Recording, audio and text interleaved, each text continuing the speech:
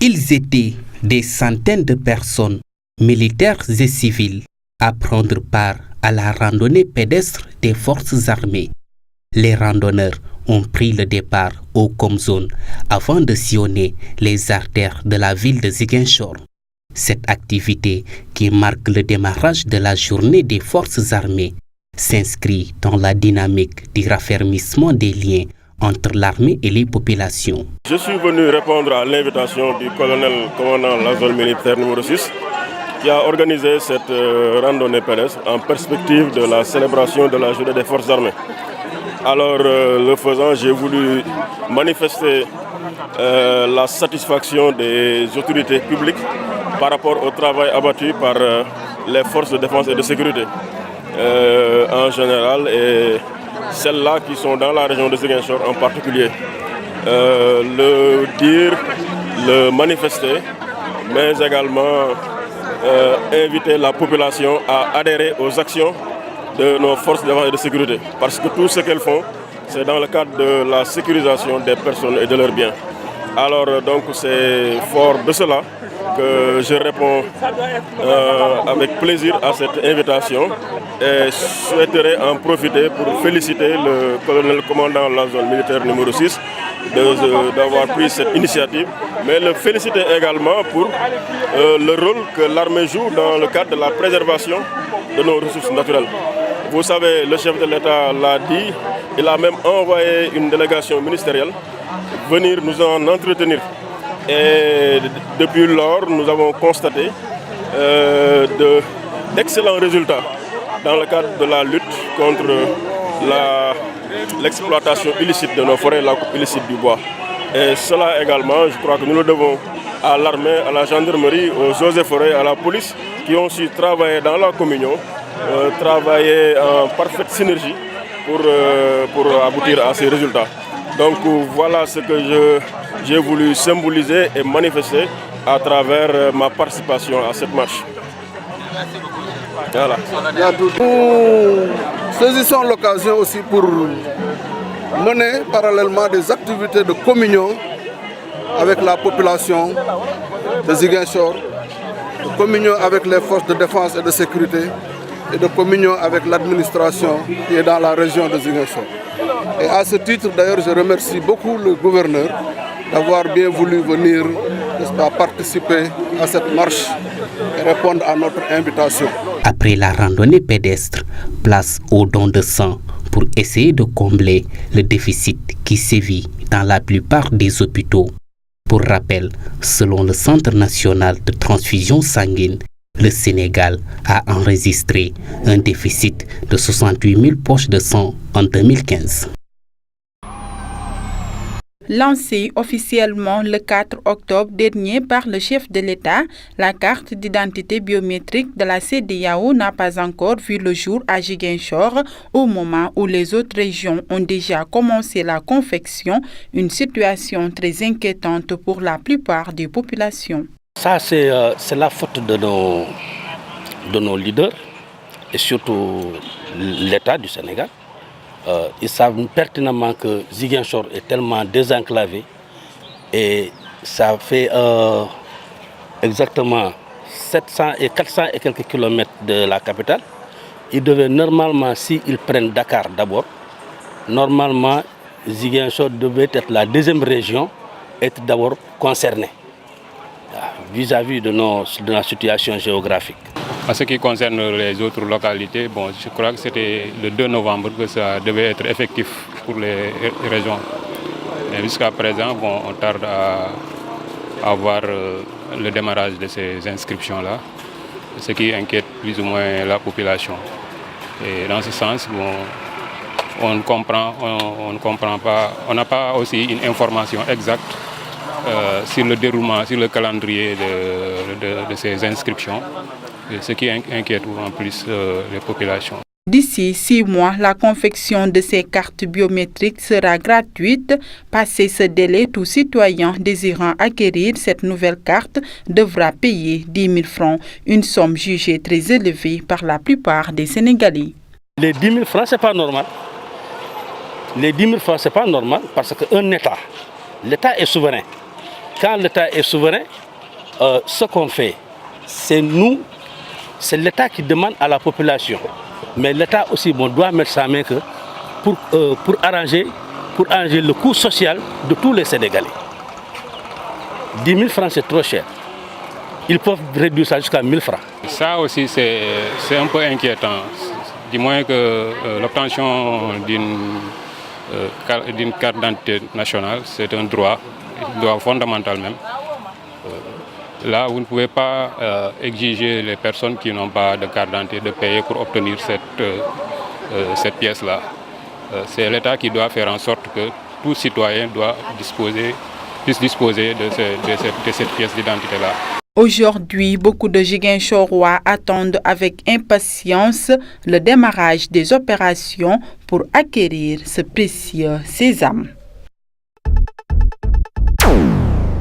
Selon MC Louhan, la lecture est un médium chaud qui permet à l'esprit de recevoir beaucoup d'informations par de fortes sensations et des émotions fortes. Les aînés ont grandi en rivalisant de livres collectionnés et lus à la semaine. Car la lecture est un moyen de joindre l'utile à l'agréable en voyageant dans l'espace et à travers les paysages. Le livre nous permet de parcourir le monde et de découvrir les êtres. Pour les intellectuels que nous avons été, nous préférions aller chercher un bouquin, lire et développer nos connaissances et partager la vie avec les écrivains qui par le livre nous transmettaient et nous faisaient voyager à travers le monde. Ce qui me marque le plus, ce sont les collections de Gérard Villiers. J'en avais presque un carton. C'est à partir de là que je me suis beaucoup intéressé à la lecture. L'existence du livre semble donc menacée avec l'addiction des jeunes pour le numérique et les nouvelles technologies. La lecture me permet de voir le vocabulaire des mots, la conjugaison, l'orthographe, et ça me permet de voyager. Et à travers la lecture également, elle me permet de me conserver à la maison, de ne pas beaucoup jouer. Voilà, ça me permet de ne pas beaucoup traîner, de rester à la maison. La connaissance se trouve dans les livres, et surtout en lisant beaucoup qu'on parvient à avoir de la connaissance, avoir un savoir-vivre et un savoir-être. La poussière des étalages, le nombre pléthorique de livres, le manque de fréquentation font qu'il y a de moins en moins de parterres et les jeunes préfèrent beaucoup plus se payer une paire de baskets, d'autres clinquants, que de se payer un roman qui fournirait beaucoup d'informations à l'esprit récepteur.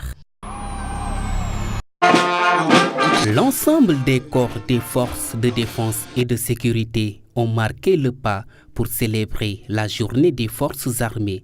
La cérémonie a débuté avec le salut au drapeau et la revue des troupes par le gouverneur de Ziguinchor, accompagné par le colonel commandant la zone militaire numéro 5. Le chef de l'exécutif régional a rendu un vibrant hommage aux militaires pour leur brillant travail. Républicaine et la courtoisie militaire nous instruisent d'avoir une pensée pieuse pour nos vaillants soldats tombés dans les différents théâtres d'opération. Ceux-là, dont l'immarcessible volonté et l'infaillible engagement patriotique ont permis de maintenir inextinguible la flamme de l'honneur et de la liberté. Ils sont tombés pour que nous soyons debout. Ils ont payé de leur vie pour que nos vies soient sauves. Ils ont bravé le danger, côtoyé le risque, banni le repos pour défendre la patrie et honorer la nation. L'édition de cette année est placée sous le thème de la contribution des forces armées sénégalaises dans la protection de l'environnement. Le colonel Fulgence Ndour n'a pas manqué de magnifier la parfaite collaboration entre les forces de défense et de sécurité dans la préservation de l'environnement. Dans la région de Ziguinchor, les forces de défense et de sécurité ont gagné le pari de la collaboration. Et les actions communes et conjointes ont porté beaucoup de fruits et donné autant de satisfaction. Mais à présent, il nous faut opérer une montée en puissance et nous soumettre à l'évidence que la répression seule ne peut endiguer ce fléau. Intercepter et saisir le produit de la coupe, c'est bien, mais empêcher de couper, c'est mieux. Il nous faut dès lors mettre en exergue notre concept armée-nation, nous engager davantage dans la construction et la consolidation de la citoyenneté pour créer une dynamique nouvelle mettant les populations au cœur de la préservation des ressources. Car l'éradication totale d'un tel fléau sera tributaire en grande partie de leur coopération. La cérémonie s'est poursuivie par la visite des stands pour constater les statistiques et le bilan des saisies de bois de l'année 2016. Et enfin, la manifestation s'est clôturée avec l'inauguration du réfectoire des sous-officiers et de la salle polyvalente du major Abou Djabi. Après la mort de 2 pharmaciens survenus dans la nuit du 6 au 7 novembre dernier à Djoum, la profession pharmaceutique a baissé les rideaux ce vendredi de 8h à 15h. À Ziguinchor, les pharmaciens ont manifesté pour dire non à l'insécurité qui règne dans leur lieu de travail. Ce qui nous réunit aujourd'hui, c'est pour manifester notre humeur suite au cambriolage survenu à Djoum et qui a viré au drame. Et comme vous le savez, qui s'est soldé par la mort de 2 fidèles serviteurs d'une pharmacie. Donc fidèles serviteurs qui ont trouvé la mort en rendant un service de santé publique. Donc par rapport à ça, ces 2 événements, cet événement plutôt, a plongé toute la corporation pharmaceutique dans l'émoi. Et par rapport à ça, elle se devait d'agir en déroulant un plan d'action qui aujourd'hui va se manifester par la fermeture effective de toutes les officines privées de pharmacie au Sénégal entre 8h du matin et 15h de l'après-midi.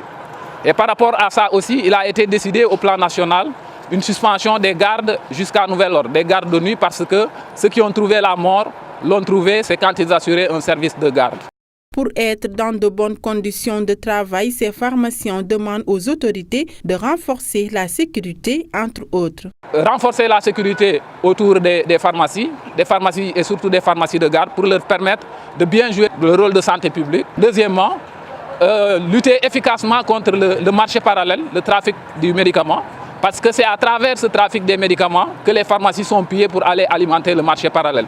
Donc nous demandons aux autorités de manière concrète de passer à l'acte pour vraiment